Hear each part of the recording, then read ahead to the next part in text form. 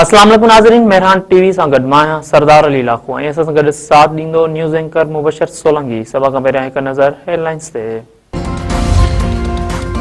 अमेरिकी सदर Donald Trump पारां आबनाए हॉर्मुज़ जे नाकाबंदी ऐं ईरान खे टूल अदा कंदड़ जहाज़नि खे रोकण जो ऐलान।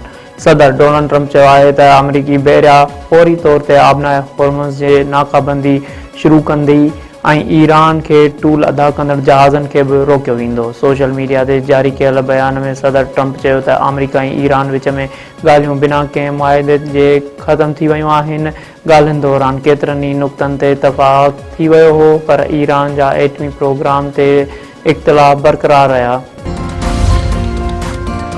अमेरिका ऐं ईरान विच में ॻाल्हियूं बिना नतीजे ख़तम, धुरियूं कंहिं नतीजे ते न पहुची सघियूं। अमरीकी वफ़द नायब सदर जेडी वेंस जी क़यादत में वापसि रवानो। नायब वज़ीर आज़म इसहाक़ दार, फील्ड मार्शल सैयद आसिम मुनीर ऐं ॿियनि पारां अमरीकी वफ़द खे अलविदा। अमरीकी नायब सदर जेडी वेंस चयो आहे त असां नेक नियतीअ सां ॻाल्हियुनि में शरीक थियासीं। असां ईरान खे पंहिंजी रेड लाइन ॿुधाई। ईरान एटमी हथियारनि तां हथ खणण लाइ तयारु नाहे।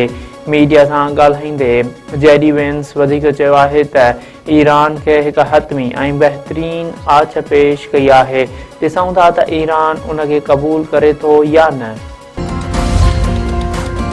ॿिनि पाकिस्तानी जहाज़नि खे आबनाए हॉर्मुज़ पहुचण बैदि ओचितो वापसि कयो वियो। जहाज़ शालामार ऐं खैरपुर खे 14 अप्रैल राति जो यूएई ऐं कुवैत लाइ रवानो थियणो हो।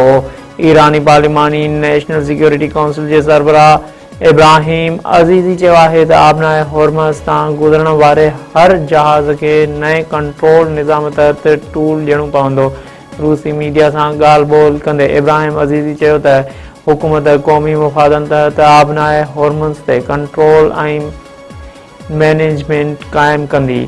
असां अमरीकियुनि ते एतमाद नथा करे सघूं। ईरान पारां जंग जे ख़ात्मे लाइ सिफ़ारतकारी जारी रखण जो ऐलान। ईरानी परॾेही वज़ारत जे तर्जुमान इस्माइल